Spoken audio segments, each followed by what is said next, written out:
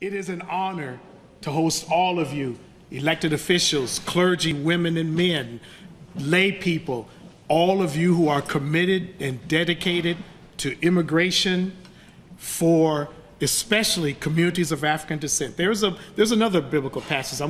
I would say that this is the new Dean Pollard version, but someone may be offended by that. So I'll simply say this is a paraphrase. Behold, my sisters and brothers, how good and pleasant it is when people from Africa and the Caribbean gather together in unity.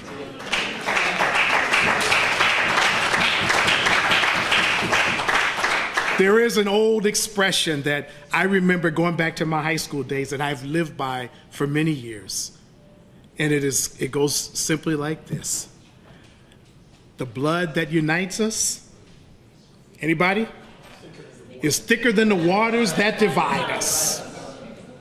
What does it mean? Very simply, that we understand no matter what part of the globe we come from, if you're a person of African descent, whether from the Caribbean, whether from Great Britain, whether from the continent, whether from Canada, the United States, or from America's South, there is a recognition that always injustice is an issue that we have to confront. Howard University has long been known as a beacon light for people of African descent the world over from its very beginnings. Here at the School of Divinity, going back in the historical records, back into the 1860s, I was able to discover that even the very first students here were from the Caribbean as well as the United States. It's a well-hidden secret that's out in public that Howard is an institution that is understood, that the brilliance of all of us is desperately needed for our day and time.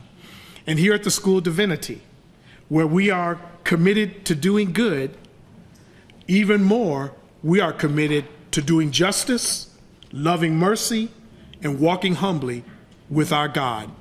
If there is no justice, there is no peace. It's a very simple equation.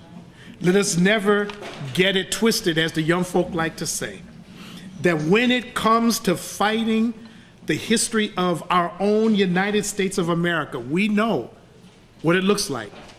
That the numbers of persons who have over the decades, particularly since the 1960s when the immigration pipelines were opened, we have understood that there has always been of careful calculation to ensure that the numbers of peoples of African descent who would enter this society would not be too large.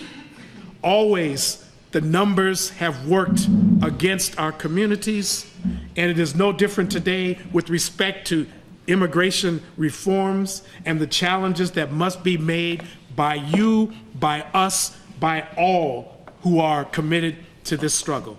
So I am so pleased to have you here at the School of Divinity this evening. We welcome you to come back again. We invite you to come and hang out in the classroom and check out so many of you know Dr. Courtwright Davis and Dr. Bertram Melbourne, Dr. Kane Felder, and others on our faculty. We are committed to the freedom not only of our peoples, but the freedom of all peoples.